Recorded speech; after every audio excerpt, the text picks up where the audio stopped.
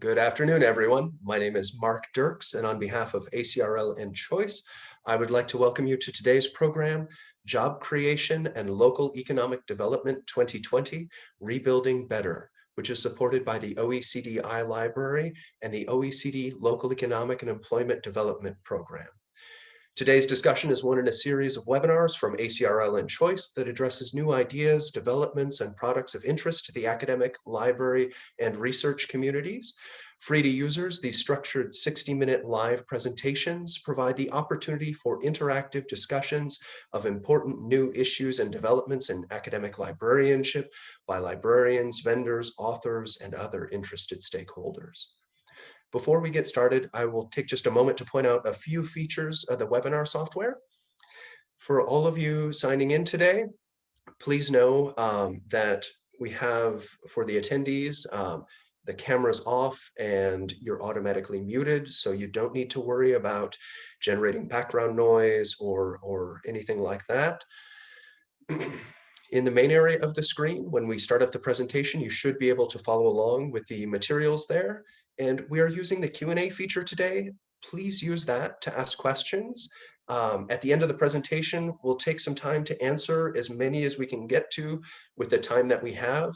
So as I said, please do feel free to drop those questions in as they occur to you throughout the presentation. Also note that we are recording today's program and that everyone who registered should receive a follow-up email with a link to the archive version.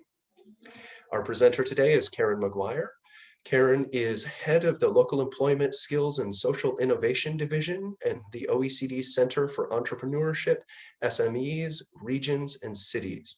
The division provides data, policy analysis, and capacity building to national and subnational governments in the areas of local economic development, local actions for employment and skills, entrepreneurship, the social economy, and culture.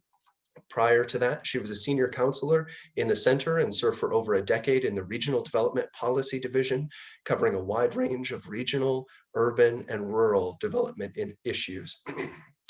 Prior to joining the OECD, she worked in other policy research, the Urban Institute, and public finance banking, UBS. She holds a BA in economics and sociology from the University of Chicago and an MPP from Harvard University's Kennedy School for Government. And with that, it is my pleasure to turn things over to Ms. Karen Maguire. Great. Well, thank you, Mark, and thanks to all who have joined in today. I'm going to just do a quick screen share here, so bear with me while I get that together and make sure all of you can see here. We'll get that launched. There we go. So, so thanks again, Mark, for having us come today to speak to you all. So this report just came out a few days ago at the end of November, and so we're really pleased to be able to discuss it with you and to get some of your thoughts in the Q&A. Just to highlight that I'm from a center, as Mark said, within the OECD that really has a focus on, cities, regions, small business. So a part of the OECD that really goes beyond these national averages and really digs deep into what kind of happens, if you will, on the ground. And so we also have, and it might be of interest to you, a lot of subnational data that might be useful for your work. And at the end of the presentation, there's a little link to where you can find that. And I know if some of you have followed some of the other webinars that Mark has been hosting here, we have, you've learned a little bit about education and remote learning and the impacts of COVID there. A couple weeks ago was the OECD's economic survey that was released. And today I'm really going to do a bit of a more of a deep dive on the implications of some of these big picture studies of the OECD really for local communities and their local labor markets. So I just wanted to say, the OECD just celebrated its 60th anniversary this week. And the program that I help manage here has been around for about 40 years. And this LEAD program was really created because there was a recognition amongst OECD member countries that the national policies to address things like entrenched unemployment or disadvantage in communities wasn't enough, and that more action was needed to understand what really works in very different types of places: urban communities, rural communities, those with different kinds of sectoral specialization. So that was really the origin 40 years ago. And given COVID and some of the implications of what we're seeing today, I think this, rings true now more than ever. So what we cover in this program, and what you'll see a bit in the presentation here on this latest report, we cover issues of local employment and skills. So how to make sure that we match job seekers and to jobs, and what are the different institutions, education institutions, training institutions, public employment services, how that works together in a local community. We're also very interested in how to support inclusion and social impact. And that's why we have a special area of work on the social economy and social enterprises, from cooperatives to other forms of enterprises that have a social impact mission. We're also very particularly following what we call inclusive entrepreneurship, making sure that entrepreneurship is open and accessible to different kinds of populations, and making sure that that policies help promote that. How to help with local economic transitions in communities. And then I flag, in terms of the last pillar here on the slide, integrated local development. There's an example here on museums and local development, but I also flag that, a lot of our work, for example, on culture, which of course includes issues of publishing and libraries and archives, is another area that we feel is really important for local economic development. So getting a bit into, what we're seeing today and what that means for local communities. And I think, the main message I really want to communicate here is that, COVID has triggered what you could call as a big economic tidal wave. But it's going to hit some places particularly hard today, and some places that might have scarring effects for the long term. And just like when you have, if you think of the analogy of a natural disaster, everyone sort of jumps in and put, it's all hands on deck right at the beginning. But then the years and years of picking up the pieces is going to be done by local communities. And so the challenges that they're going to be facing are very long term. So that's really a bit, the focus of this report.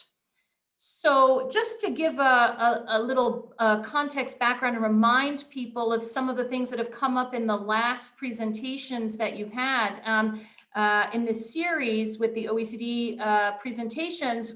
First, just as a reminder that in terms of hours worked, you can see that the impact on jobs initially was 10 times bigger than the global financial crisis. So that's, you can see sort of on the left side of your screen on that graphic that was part of our OECD Employment Outlook done by colleagues. And then if you look at the OECD's latest economic outlook by our economics department, and you'll see here the graph on the right, where you see that there was the percent change from the year before, and then the little white triangles show what has sort of recovered since that initial drop. So you do see, some recovery in the US. You see the triangle about halfway up there. Some others have recovered a little bit more, but this is just to say that this is really a massive impact. And the reason we're looking at hours worked is because it's a bit easier to understand, because we're talking about not just unemployment, which in some countries they have a different system, and so people might not technically be unemployed, but are maybe working under special government schemes, or that people are working fewer hours in their normal job. So that's why we're really looking at this metric of hours worked. When we think about this crisis and what is different and what does that mean for regions and cities and communities, and I saw we have people joining in from Memphis, El Paso, lots of different places around the US here. So what do we see that's maybe a little bit different? And the first thing is just the scale, as I just mentioned, is going to be much deeper and hitting so many countries around the same time. Another big difference is going to be the implications for kinds of places. And, Typically we get an economic hit. Cities often take a quick hit and bounce back very quickly. And then rural places might take a little bit less of a hit, but take a much longer time to recover. The dynamics of this crisis might be a little different because of the nature of the sectors that are being hit as a result of COVID-19's particularities as a health crisis. And what that means for people living in cities. It's also going to be different because of these sectoral dynamics, and in particular in the rebound. And there were a lot of regions around the OECD where tourism, for example, was one of their tools to help absorb, in many cases, low-skilled workers when other sectors declined. And given the drops in international tourism, which our estimates show here in the center that has actually a tourism committee, international tourism has dropped 80%. So you can see a lot of those communities that were dependent on tourism are struggling. And those that tend to be doing better are those that had a strong domestic tourism focus. But this is just to say that the dynamics of that rebound are likely to be different as well. Another area that might be different is the people affected. And here, of course, in any crisis, the youth and low skilled are going to take, big hits. And this is something that we see, in the figures. In Spain, you have youth unemployment is already back up to 40%, for example. In terms of the low skilled or low waged workers, we see, for example, that there's been recovery in the US with high wage workers, but it's still around a fifth below January levels in terms of the employment of low wage workers. So we really see that in the data. But a new group that has been affected, particularly in this crisis, is actually women. And that's on a couple of fronts. One of the issues is just the sectors that they tend to be working in that are very exposed to a lot of the closures and the job losses currently, but also because of the double duty that they have in terms of childcare. And I guess in the US, a lot of schools are still closed or doing remote learning. And so we've seen, and this is not OECD work, but I know that I've seen, studies floating around that show the significant drop actually in female employment in general, and in particular for those that have young children. So this is a new particularity of this crisis. Another issue is really just going to be the importance of digitalization and automation, which are in a sense going to come with any crisis. But in this case, it's a supercharged because of the need for the distance, the social distancing associated with the health pandemic. And so these are some issues that are really framing for regions and cities a new set of dynamics to think about for how to plan for the recovery. So if we look at just what is the exposure across different regions, and here, just to clarify at the OECD, so in this case, we're talking the sort of big level regions, which is, a state in the United States or a land in Germany. And ideally, we would zoom in on this at a much more metropolitan area scale.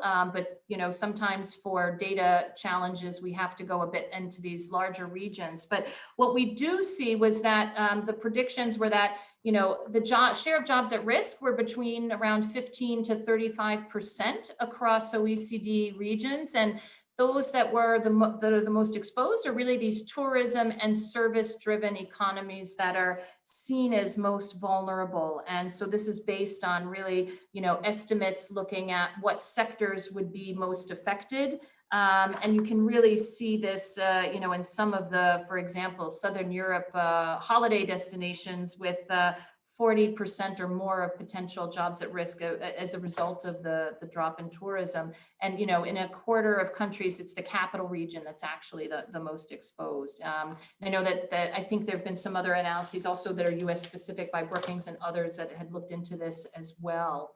And then if we think of what happens between the risk and the reality, we end up seeing that actually you see these regional divides appearing.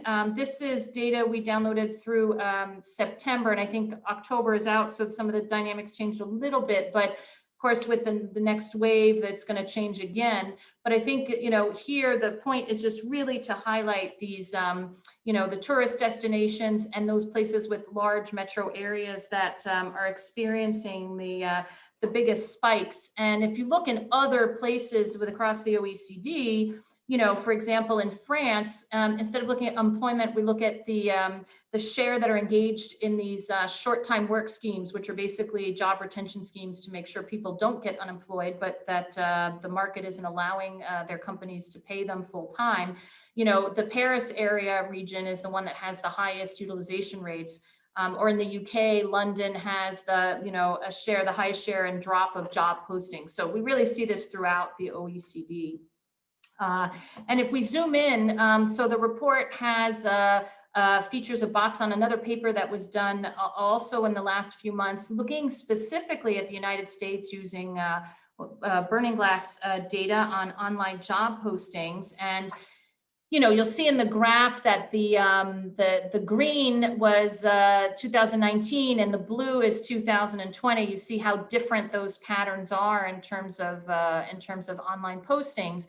But the interesting message I wanted to communicate here with respect to communities is that the larger MSAs, actually larger metropolitan statistical areas, actually took a bigger hit and have been slower to recover than the smaller ones. And so that's a slightly different dynamic than what we've seen in the past. The paper also found that actually job postings didn't decline quite as much in cities that had a high share of teleworkable jobs. And so, this next slide here talks a bit about calculations looking at the share of jobs that are amenable to teleworking. And this is, analyses looking at the nature of the occupation and tasks and whether they are the types that could potentially be teleworkable, if that's a word in English. And what we see is that, on average in countries, there's about a 15 percentage point difference across regions in the share of those jobs that can be teleworked. And this is really, again, a way to resist some of the crisis impacts. In the US, that divide is a bit higher.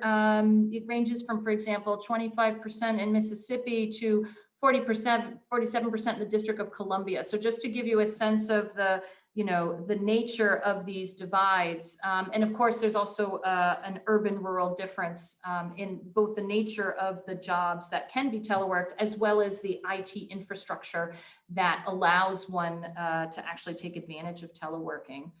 I wanted to do a zoom also in particular on the culture and creative sectors, because as of course mentioned, publishing, archives, and libraries are part of this sector. And we have a special note that, if you're interested, goes much more into detail on the sector and the dynamics across it.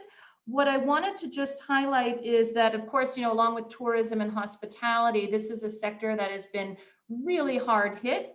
And it's got a share of jobs, across OECD regions from, a little under 1% to 5.5%. And, the highest in the US being, for example, California, New York, Washington State, even Washington, DC are amongst the highest. But the reason I emphasize this is because it's not just about the sheer number of jobs. This is a sector that has positive benefits on a number of fronts. And, this is one where we like to say, culture and creative sectors, they're good for your health. Lots of studies that show how important it is for well-being. And we've seen that even with the crisis, how culture has become something that people realize is critical for that.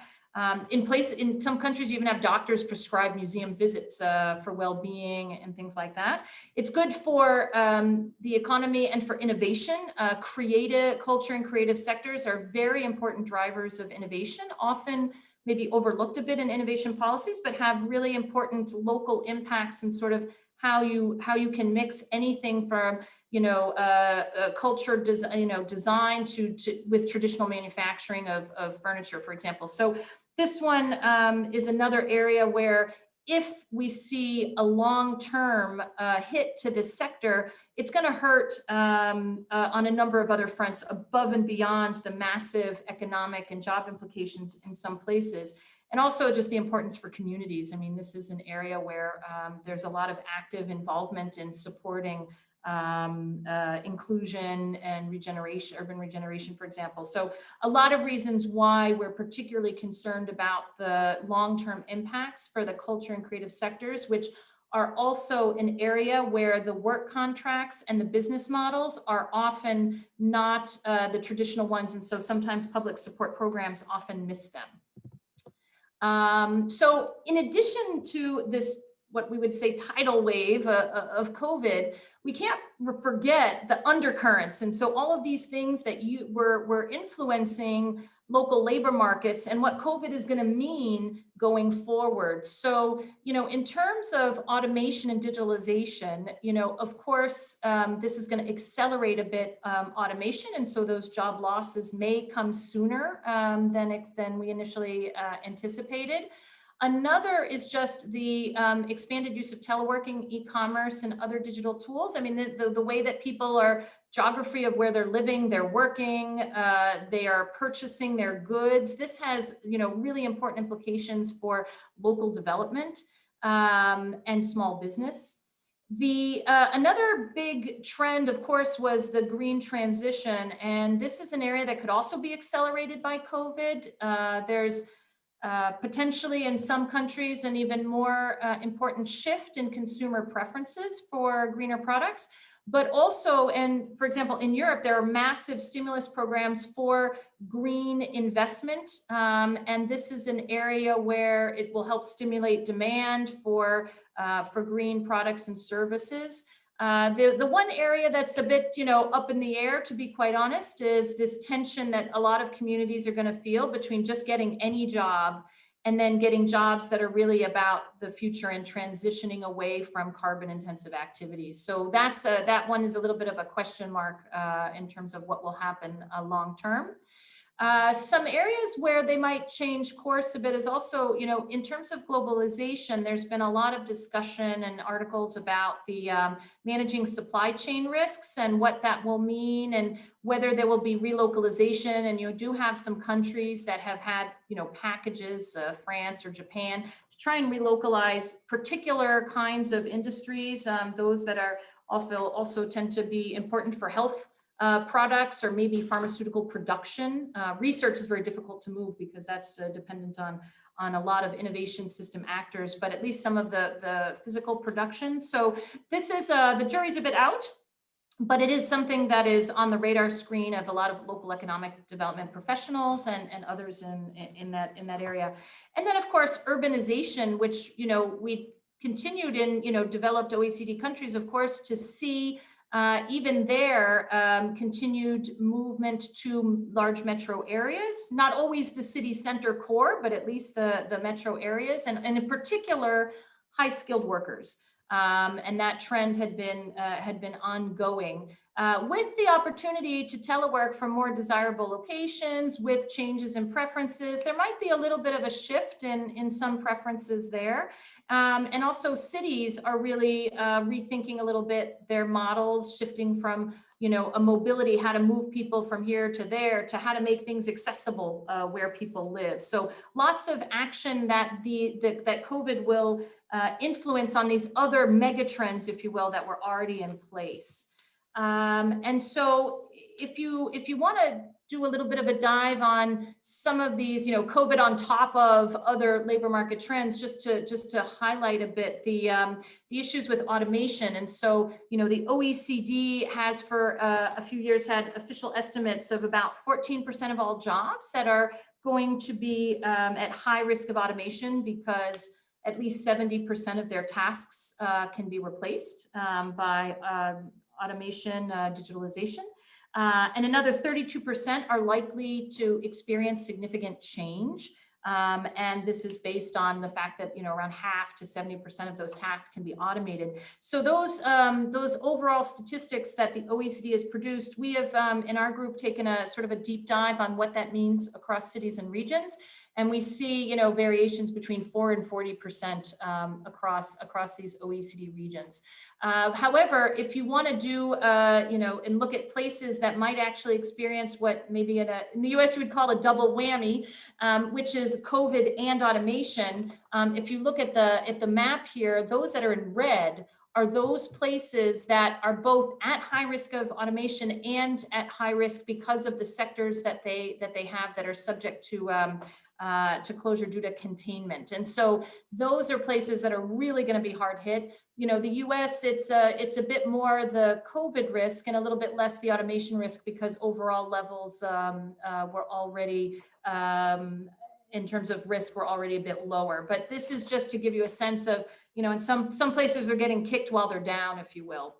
And then, one of the questions, of course, is what are the lessons from the past that we can use to go forward? And so if you think about, the economic outlook they talked about, I think in the last webinar about, making sure that stimulus packages were properly timed and of sufficient scale. What I wanted to zoom in on a bit was what makes different places resilient to these different crises. So if you take a look at here, I mean, if you just look at the potential for scarring, and this is something that, across the OECD, we're very concerned about. Recessions can lead to long-term scarring for both people and places. And in terms of places, just to give you a sense, almost half of OECD regions had not recovered to their pre-2008 unemployment levels. Okay, so that's a decade after the last crisis. Now, in this case, some there, you'll see on the other chart, in some cases it's all regions in a country, in some cases it's no regions in a country, and in some cases it's a little bit of a mixed bag. But it's just to say that, these things, even if we have a vaccine, it doesn't mean things are going to be recovered in all communities right away. And this is another consideration for us, because this is, these long-term entrenched scarring effects are rather challenging. And this is, again, with the long-term unemployed. This is an area where we see after the last crisis, 2/3 of regions actually had a higher long-term unemployment rate than before 2008. And those gaps, as you see in the other graphic, can actually be, between regions can actually be quite high. So we're particularly concerned about that group because they're, of course, much harder to reintegrate into the labor force. And then I just wanted to, I think we downloaded here just for the audience today. It's not in the book, but just as a reminder of, what those trends are in the US. It's a slightly different definition than the OECD definition in terms of duration, but at least you can see a bit what some of those trends are over the last 20 years for the US. Another big issue is just economic inactivity really hurts people and places as well. And this, we really see the long-term scarring effects. I mean, in the US, that gap is actually around 20 percentage points in the share of the 15 to 64-year-olds that are not in the labor market. And it's, one of our studies in the UK, if you looked in 1950 at the industrial profile of a city region and those that had a greater share in mining, manufacturing, and logistics, you see, 50 years, even more later, the long-term impacts on economic inactivity. So these entrenched problems are really quite a challenge. And then, so where's the hope, in a sense? This is one of the things that everyone's looking for, is hope these days. And, another paper that we have referenced here in the report that we also produced this year really tries to highlight what's particularly important for those places that are struggling. And those places that are struggling, what we find really helps is that they were more effective at being able to move workers across sectors. So the places that were doing well, they were doing well and they benefited when they were specialized in areas that were of national growth in those industries. And the places that were struggling, of those struggling places, the ones that were doing better were the ones that were then able to help switch around. And this is a really important lesson for COVID, because it's not just a question of the volume of people that are going to be job seekers, but also the number that are going to have to change the sectors of employment as a result of COVID. So I see I should be conscious of time here. So I just wanted to get into then, some of the overarching policy recommendations we have, and we can, in the question and answer, of course, go into a lot more detail there. But I think it's important, and we threw in a few slides here just to give the US context, because I think it's important for framing some of the discussion. So one of them is just, healthcare was not on the radar screen for economic development professionals, to be quite frank. They weren't thinking of it as an important tool for economic development to have a healthcare system where, your workers can be healthy and safe. And now they are, and so that's drawing a lot of attention to regional disparities in access to healthcare. This is just a look at hospital beds, and the ones that are in the more orange red are those that have fewer beds per 1,000 inhabitants, and those that are more blue have more. But that's an area of resilience that and context that we need to keep in the back of our minds. Another is just that the US, as you can see sort of way down on the edge there of the screen, is a country that tends to spend a lot less on activation policies for helping people in the labor market. Now, I suspect that this number is an underestimate, because a lot of state and local spending is supporting this, but it is a sort of just an order of magnitude just to see how different it is in the US. And this is going to be, of course, particularly important as we are focused on how to support in lots of different communities people getting back into work. Another big difference in the context of these recommendations for the US is just what is the nature of job retention schemes versus unemployment. And of course, these are two different models that, in the Americas, it tends to be more focused on unemployment. And then in Europe, it tends to be a bit more focused on job retention. But you can see, even though it's technically allowed, I think in the US, some states are actually using it, but as you see, US is way down there on actual use of job retention schemes. So that's another context factor in terms of thinking about the recovery. And finally, another context factor I just wanted to raise here was state and local government financing, because of course, this is going to be a big issue for how to support not only the workers getting back into jobs, but the economic impacts for those people that don't have the resources as a result of job losses and other factors associated with COVID. And there are a lot of studies that are done in the US, of course, about the decline in the fiscal health of state and local governments as a result of the changes in revenues associated with the drops, for example, in tourism and other forms of activity. And the US being relatively decentralized, of course, this is even more important. And finally, as a context for the recommendations, just a little recap that, there are different ways that we deliver that local and regional governments are involved in delivering labor market policies. And the US is in, a bit more in this decentralized block. But we do have other federal countries that, have different models. Australia is a very outsourced model with, Germany, where it's federal country, but they split what is nationally, who's targeted by national programs and who's targeted by those in subnational governments. So just to get now to the set of recommendations, and then we can explore more in the Q&A. So the first is just, in terms of resisting, how to cushion the shock for people, places, and firms. And what we've seen in terms of the types of programs, it's how to implement national schemes and how to complement them and fill the gaps when they didn't meet all of the needs. We've seen a lot of different policies to support just firms and workers, and particularly small businesses as well, in navigating the patchwork of different schemes that are often available in these massive national level packages. And then I flag also just how to support immediate social needs and mobilizing the social economy to kind of help fill in the gaps with provision of services to those most needed. The second set of recommendations is really about the recovery and how to act quickly and boldly to prevent this long-term scarring for the hardest hit people and places. And strengthening local employment and training systems in the face of these mounting pressures is going to be a huge challenge, because as we talked about, it's not just a volume issue, it's also a changing sectors, and it means reskilling and how to identify strategies to more rapidly reskill.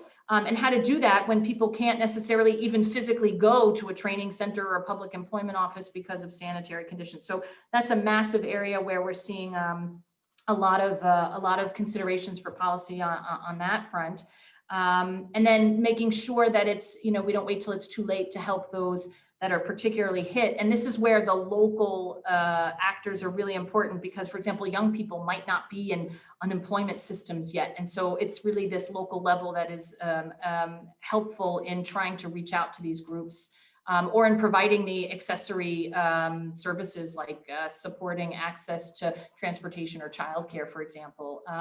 And then finally, as we mentioned with the culture sector, how to really support the areas where there's a positive benefit, and we don't want to lose that, but the sector has taken a really big hit.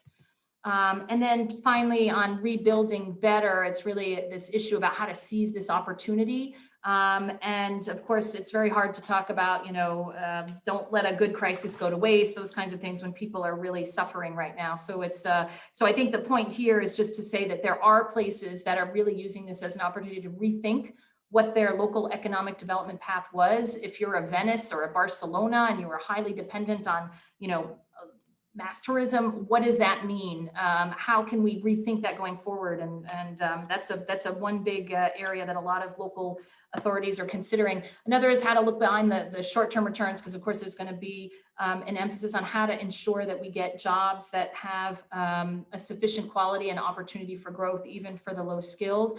And then the big one is, of course, all the way around at the OECD that's talked about is supporting firms, people, and places with this accelerated digital transition, because the train has left the station, it's speeding up, and we really need to help people and firms making those transitions. And so I just want to say, there's lots of different resources that you're welcome to check out, and feel free to email us afterwards. But look forward to hearing about some of your questions, because I know that was a lot of material. So thanks a lot for that. And I'll stop my screen share so we can get to the interesting Q&As. Excellent. So thank you so much, Karen, for all of that information, so much there. As you mentioned, we have several questions already in the hopper from the folks out there. And I'll just look through those real quick.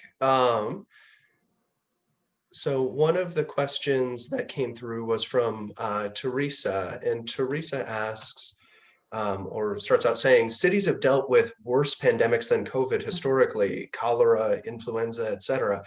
And it didn't stop or divert urbanization. With a vaccine, why won't cities' economic strengths reassert themselves?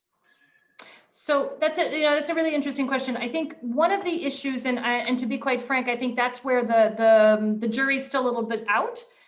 We do see some, anecdotal evidence, and we have to see if this is going to be a long-term trend, of people buying up. You see real estate, for example, being bought up in the outer perimeters, because people are thinking, if I can telework a couple of days a week, I can get a better quality of life by going a bit farther out. I'll just, as a personal example, I bought a country house that's 120 kilometers from Paris, and you already see in the local newspaper the importance of how to link up the transport paths so that people can actually go and work in Paris. There were some articles, for example, about the state of Montana. We had somebody from their Department of Labor on a recent call. They've seen a property boom, and what we don't know is how much of this is just second homes or for now, et cetera, and how much of this is really long-term. I mean, I think what it's helping to do is it's helping to identify where cities can also make some massive leaps in making themselves also more livable. There were already major problems with high real estate costs in cities that were already starting to drive some people out. But the sort of what they call agglomeration effects and the the draw of cities, I don't think, of course, will go away. So it's just a question of what does it mean for maybe some of these outer zones, and then also maybe some rural areas. I mean, you already have in the US places like Vermont or even Tulsa, Oklahoma, that have these special programs to attract remote workers.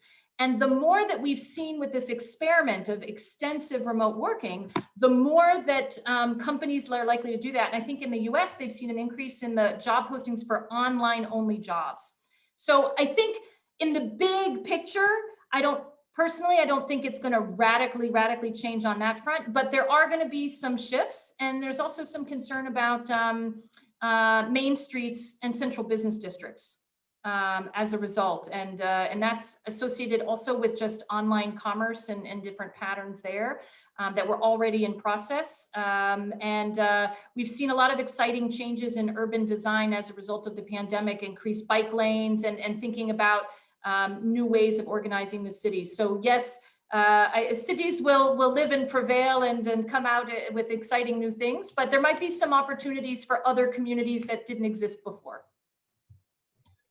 Excellent. Fascinating. All right. We've got another question here from the Gemmell Library.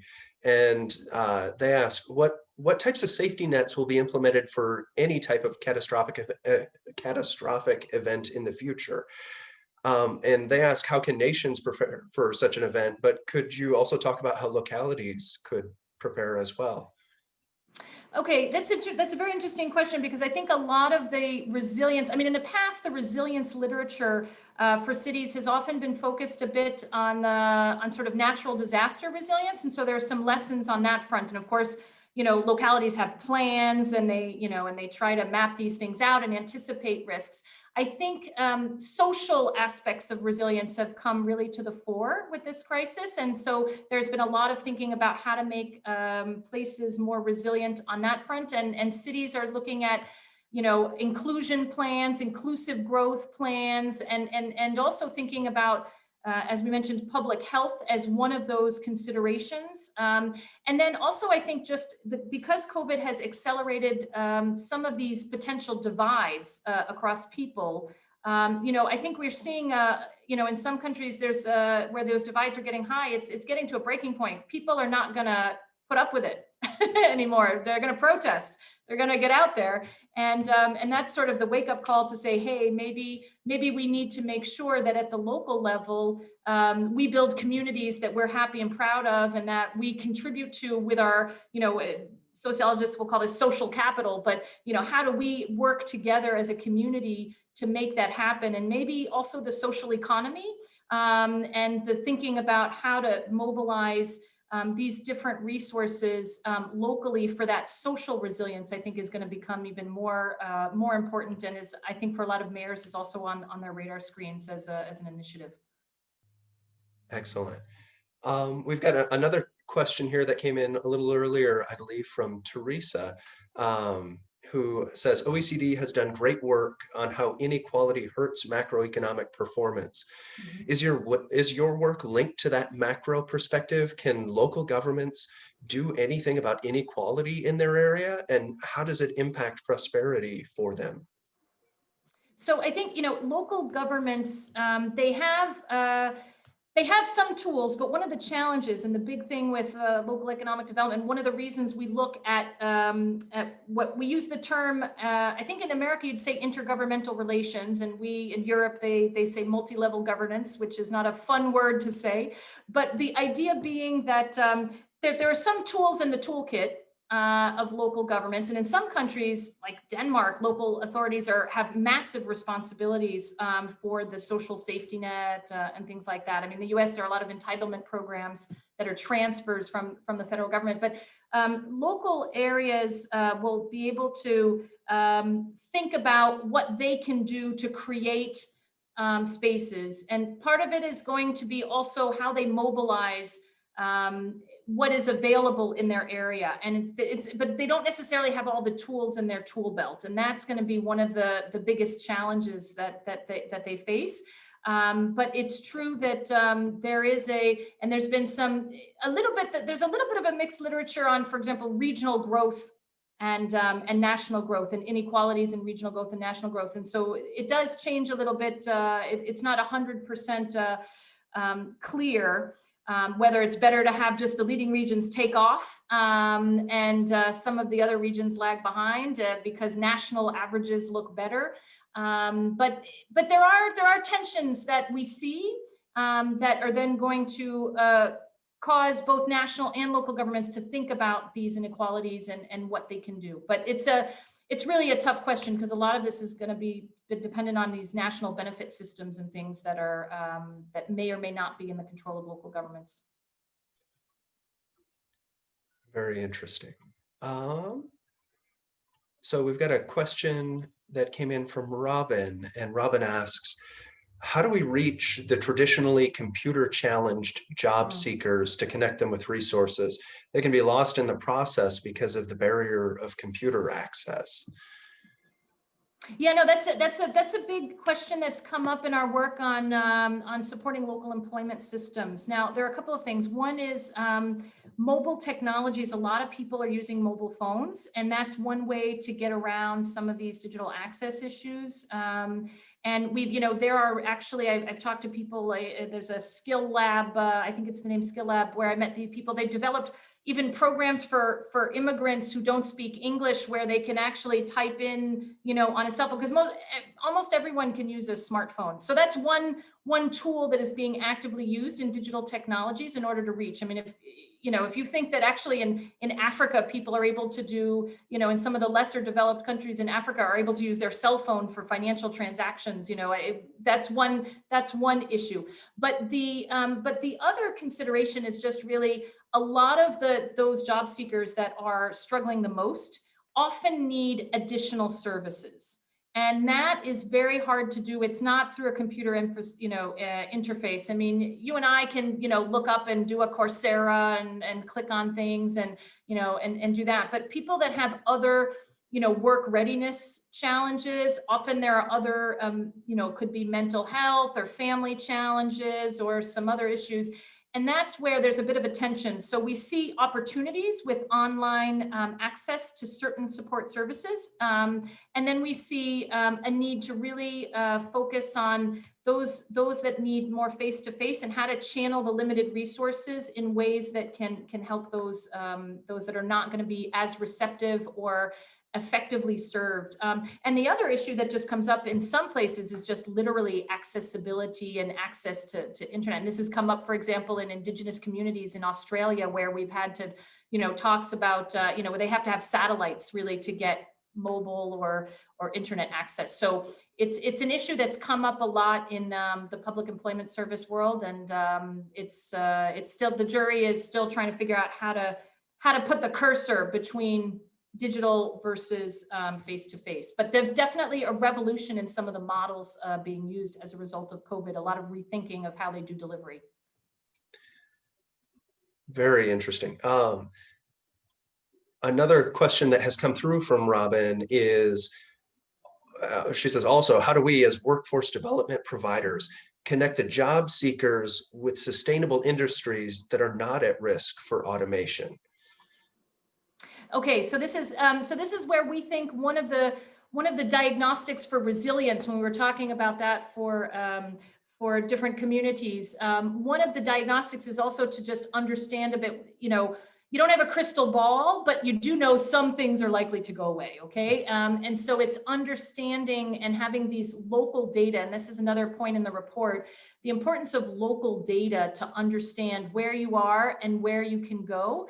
And there's been a lot of work on these transitions. If you're good at making textiles in general, maybe you could make textiles for airplanes or something, those kinds of transitions. But this is also going to be, I think, skills transitions. And there's some literature on the, if you were in certain aspects of hospitality, maybe it's easier to transition to healthcare, for example. And we have, in Sweden, they launched a big program to support those, for example, in the airline industry that were grounded, and doing top-off trainings to help them into healthcare, which, with an aging population is likely to continue to be to be a need. So, I mean, one of the big challenges is that local communities don't always have access to this data. But I think in the US, you also have some interesting, you do have some interesting databases. There's a tracktherecovery.org, for example, I believe, Raj Chetty and some others that you can at least see some elements of information. And I know the International Economic Development Council has some websites to think about local economies and how to look at your industrial structure and the skills profile. So hopefully these different entities will have tools and data to support this local assessment of where you can go to try and connect to these more likely to be sustainable jobs. But there's a risk. I mean, some cases it's a lot of people are signing up for just I'll become a security guard because it's a quick training and there's jobs immediately, etc. Then there are questions about long-term career advancement. Definitely. We've got a question that has come through about statistical metropolitan areas. So what has been the impact on statistical metropolitan areas, and how can local governments support those local businesses sort of within them through the crisis? Could you talk about that a little bit?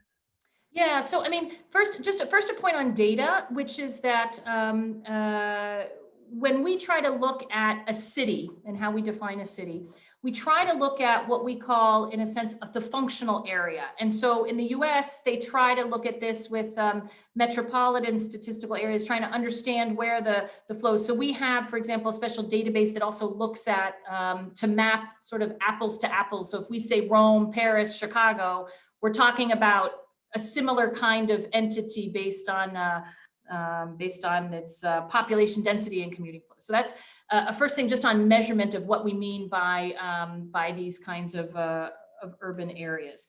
And then I apologize. Say again, Mark, the second part of the question. It was how to. Yeah, how can local governments support local businesses through the crisis? Yeah, okay. Yeah, so I mean, what we've seen a lot, and we have work and a special COVID note on SME. Well, we say SMEs, but what we mean small, medium-sized enterprises or small business in the U.S. A lot of the activities are supporting their access to other programs, but also a lot of business development centers and a lot of special programs, for example, to help with digitalization. And those kinds of things are pretty important. And a lot of these small firms, it's much easier for them to interact with somebody locally. It's a little bit more challenging to do rethink their local business model with somebody who's sitting in a city very far away. It's true with digital tools, you can access different advisory services really from wherever. But in terms of SMEs, so local governments in the crisis have done a lot of things. So they have for example, they have reduced some of their rents or charges that they are responsible for. They have tried to defer property tax payments and other things to help them just weather the storm. So they've done things to help alleviate the costs that they have so that they can get through and survive. But then this other layer is really helping them prepare for the future. And that's where a lot of these additional business development services will come in. Excellent. Want to be mindful of the time. I think we have time for maybe one, maybe two more questions. And let me just take one more quick look here.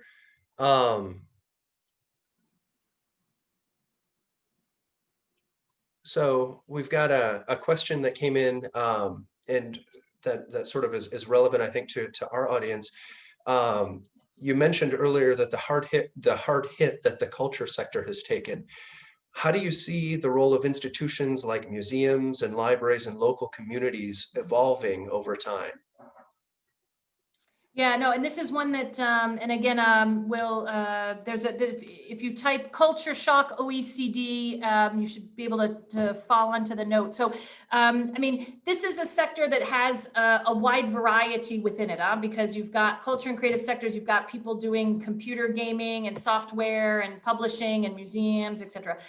What we have looked at more extensively are the different ways that museums engage in local development, and that's from an economic perspective, because they attract tourists, because they create jobs. But it's also because of they are spaces for community engagement. They're frequently used as a locus for dialogue. Just to give an example, last year when I was in Chicago, I visited a photography museum where the exhibit was about the effects of gun violence on local communities. So this space for dialogue to support inclusion is another area that we highlight. As mentioned, the importance of museums for activities and well-being, not just for it's also for for older people, active aging. It's a really big issue that's in the literature on how to support that front, but also teaching kids. I mean, they're playing an increasing role in helping to educate kids and giving them exposure to creative skills and thinking. And I can say, in France, for example, I know, my kid goes to a local sculpture museum, and then afterwards he wants to go again and again. So we've gone a few times as a family as a result of his school visit. So there are all sorts of programs. I think even in countries, they even interactions between the museums and, for example, the incarcerated population. And so there are all sorts of exciting things that museums can contribute to local development. And the same is also true for libraries. And this is one where it's an area that we'd love to do more work in, actually, as well, because they also are serving as a locus in many communities for a lot of different services. And they're, with budget cuts, it's one that can be sacrificed. And so highlighting a bit the incredible potential for these locations that provide knowledge and access to creativity is really important. So through our work, we're trying to make that those positive benefits on a number of fronts more visible. Excellent. Let's go maybe with just and this might be too big to cover in just 3 or 4 minutes. But another question that we have here is, what would you recommend for communities where tourism is really important to the economy moving forward? So, I mean, one of the things that's come up for tourism intensive economies is they're trying to identify, often places that have good tourism, they have some sort of positive natural amenity. Either it's a wilderness or something like that, and you can upscale a bit in terms of the types of tourists, and that the way that they experience. There's a lot of work on the experience economy and how to take advantage of a stay to capitalize on getting more out of it from any individual. So you don't need to have, a sort of a beach model where you just get a lot of spring breakers coming in and drinking beer. You can do all sorts of other exciting things to promote and upscale the experience. So that's on sort of the more natural amenity ones.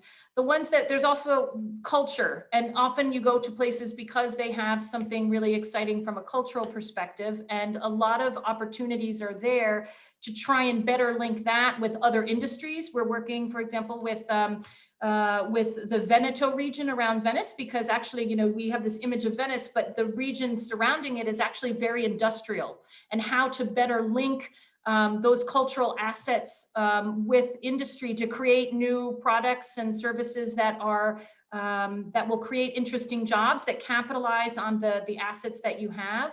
But are maybe more environmentally sustainable, et cetera. But of course, there's going to be a big challenge for the workers, and that's where I think, and we're actually looking to see if we can set up a seminar with different cities that are and other places that are struggling with this, how to help transition those workers, because that's really one of the, I think the other opportunities are exciting, and there's, and there's lots to do.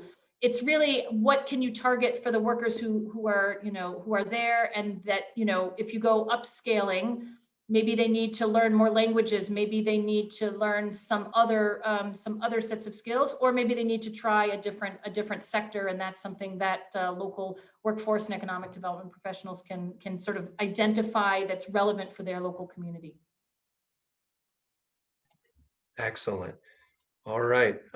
Looking at the clock, we are coming up on the top of the hour.